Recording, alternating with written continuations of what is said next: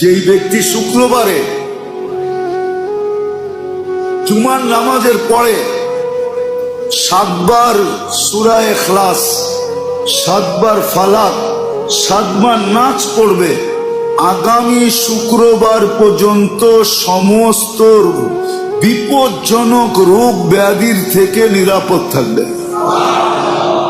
হাদিসে আছে। আর যদি আরো 7 বার সূরা ফাতিহা মিলায় নেয় তাহলে পুরো সপ্তাহ নিরাপদ থাকবে। তো থাকবে, পিছনে সব গুনাহ মাফ হয়ে যাবে।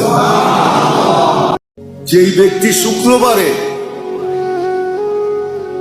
জুমার নামাজের পরে 7 বার সূরা ইখলাস, 7 বার ফালাক, 7 বার নাচ পড়বে, আগামী শুক্রবার পর্যন্ত সমস্ত বিপজ্জনক রোগ ব্যাধির থেকে নিরাপদ থাকবে।